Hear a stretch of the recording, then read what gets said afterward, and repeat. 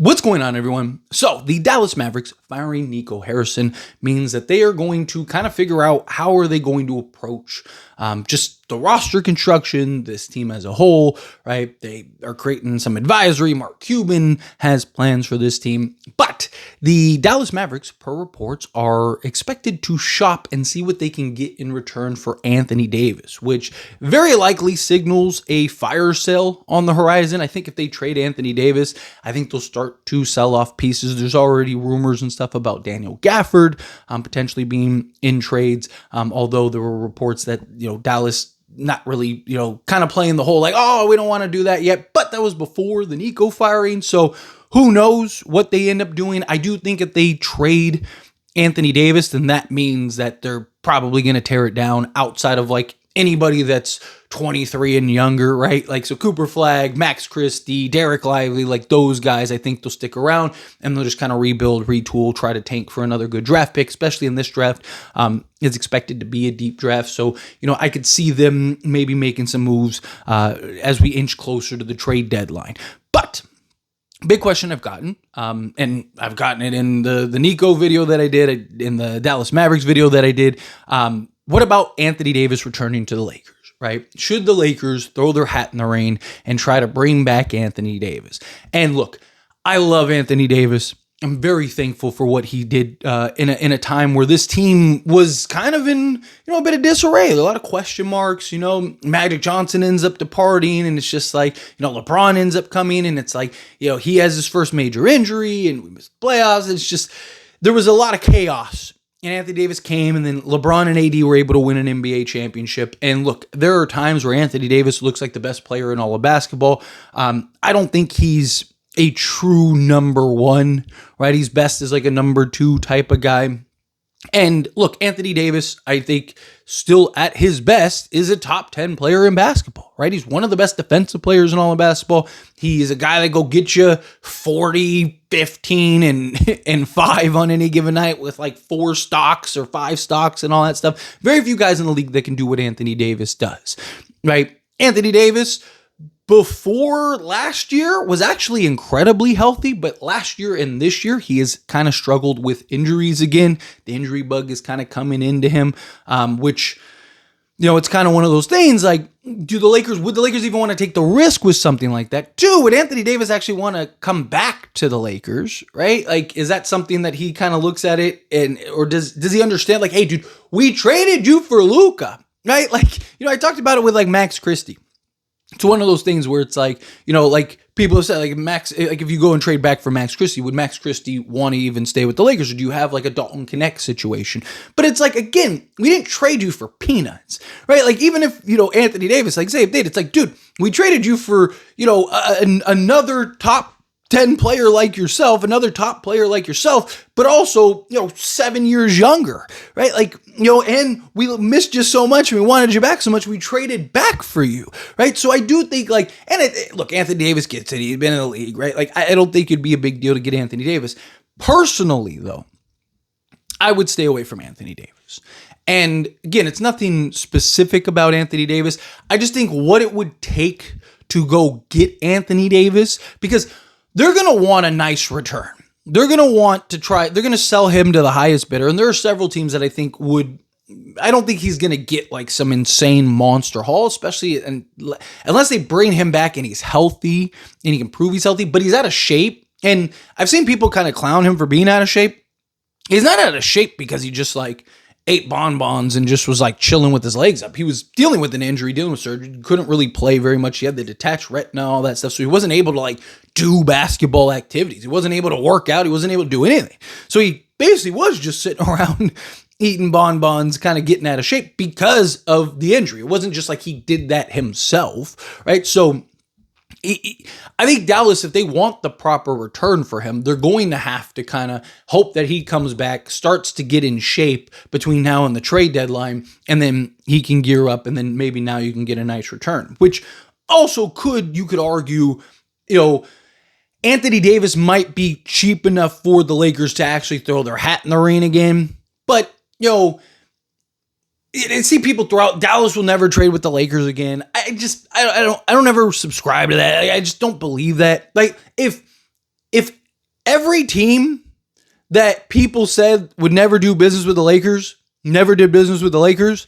Lakers would never be able to make a trade ever, right? Every team, they're like, oh, Lakers, no, that team would never do business with the Lakers. Like, people say Danny Ainge, Danny Ainge's a Celtic. He's never doing business with the Lakers, right? He's made more trades with the Lakers than any GM in the league the last handful of years, right? Dallas would never do it. Like, again, business doesn't have emotion. If the Lakers have the best trade package for what Dallas wants to do, whatever that is, that's what they have to figure out. They have to figure out, what do they want? Do they want to just kind of clean the deck here, right? And, maybe they take on an Adu Thero, which, I'd hate to see him go, but if you're going to trade for Anthony Davis, you're going to have to give up something. So do they look at this and go hey, get a young, athletic, kind of two-way wing to add to Cooper Flagg and Max Christie and Derek Lively, and then, take all the Lakers' expiring contracts and just kind of retool this thing, right? Do they do something like that? And, and they're like, hey, we don't want to take on a bunch of long-term salary. Let's just get off of AD salary. Then sure, the Lakers, here's the expiring contracts, Dude Thero, Dalton Connect, and, a first and 4 pick swaps or something like that, whatever. Right, here you go. Here's everything. Here's the kitchen sink. And now you got Anthony Davis, right?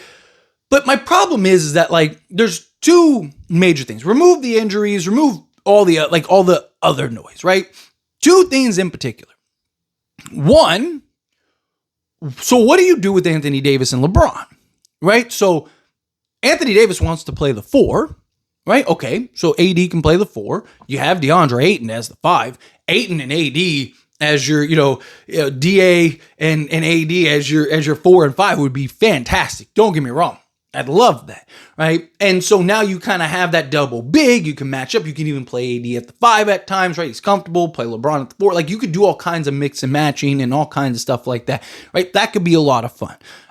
Anthony Davis's shot would have to come around a little better. Ideally, you want him to get back to the bubble shooting, right? How good he was in that 15 out and and just being able to knock down the 3 ball with some level of consistency, stuff like that. That's what you'd want from AD. Obviously, your defense would skyrocket at that point with Anthony Davis. And then LeBron, problem is what? You're going to play LeBron at the 3? The main reason why AD played the 5 is 2 things. One, Lakers were best with AD at the 5. AD is actually best at the 5. I mean, Dallas even is realizing that. It's part of the reason they want to trade him, right? Anthony Davis, as much as he wants to play the 4, he's a bigger mismatch and presents more problems for teams when he's at the 5. Dallas was even at their best with healthy AD when AD was at the 5. They were even playing Davis at the 5. So, okay, say you look past that. So what? You're going to play LeBron at the 3 at that point? Right? Now, look, he's athletic enough, he's talented enough, all that stuff, right? And, he's a guy that can play the 3. We've seen him do it his whole career, right? But LeBron James at this stage, year 23, age 41, dealing with a sciatica injury, has missed the entire season thus far because of said injury. Now you're going to slot him in at the 3? There's a reason he plays the 4 and has continued to play the 4 despite Anthony Davis wanting to play the 4, because it's best for LeBron at this stage of his career, in the late stage, because he can kind of camp out. He can kind of play the free safety role. He doesn't have to constantly be put in the action. He doesn't have to chase and fight over screens and defend out on the perimeter against twitchier, more athletic wings and all that stuff. The responsibility for the 3 is far greater than the 4. I mean, look at Rui. Rui is god-awful, unplayably bad defensively at the 3. He's actually been very good at the 4. Why? Because he doesn't have to chase. He's not putting all the action on the strong side of the court, right? He's not putting all the action and has to fight over all these screens and go through all this traffic and all that stuff. He can kind of just camp out, close out the shooters and then buckle down on the interior and just make sure he doesn't get moved or bodied or switched over to 5s. And he's got the strength and lower center of gravity to be able to not get pushed around, right? LeBron is the same thing. So now you put LeBron at the 3, you're either going to get him hurt or he's going to be so gassed, game in and game out. I just don't think it's best for LeBron at this stage. And I don't think the Lakers need an Anthony Davis. right? As much as I love AD, again, I really do. Like, I want to be very clear. It sucked to see him go, right? Again, you traded him for Luka, so it was justified. It was understandable, right? But I just think, like, the last thing the Lakers need right now is Anthony Davis. They're not far. The assets and the resources and the players and all the things that you'd have to put in to go get AD, and then still you'd have to fill out a rest of the roster. So you'd need a third team because you'd have to, it's not as simple as just trading for those guys. You also have to have at least 14 guys on the roster, and the Lakers don't have cap space to sign anybody. So you'd have to get a third team involved that probably takes a Rui Hachimura or something like that for free and a second round draft pick. So now you're basically doing, like, it would just be too much you'd have to give up in order to land Anthony Davis when you could go get an Andrew Wiggins and a Haywood Highsmith and another piece for the price that it would cost you to go get Anthony Davis, right? You could go get 2 or 3 versatile athletic wings and solve all of your issues and be the best team in basketball without having to go get an Anthony Davis. So personally, as much as I love Anthony Davis, I think the Lakers should stay away from AD. Obviously, look, if the Lakers pull it off and they land Anthony Davis, then beautiful. Like, I'm not going to be like, oh man, what are the Lakers doing? No, I'm going to be stoked. I'm going to be happy. We got him back, guys. Right? We basically got Luka for free, right, at that point. But again, I think that they'll sell him to the highest bidder, and I don't think the Lakers will end up being the highest bidder. And I just think at this point, the Lakers have clear needs, like very clear needs. LeBron's going to be your starting 4, so you don't need a 4. You need somebody that can slot in at that starting 3 spot that has the size. Like, Marcus Smart is probably going to be that, but you'd like somebody that has a little more size, a little more athleticism, can still defend at a high level while also self-creating and knocking down shots. Somebody like an Andrew Wiggins, a Miles Bridges, somebody along those lines that can play that role for you. But anyway, as always, this is a discussion. Past question you. Let me know your thoughts and opinions down in the comments. That being said, if you haven't liked this video, hit that like button. Helps me out. So we enjoy these types of videos, and I truly appreciate it. Not subscribe channel, hit that subscribe button. Turn on the bell notifications. Appreciate y'all. See you in the next one. Thank you.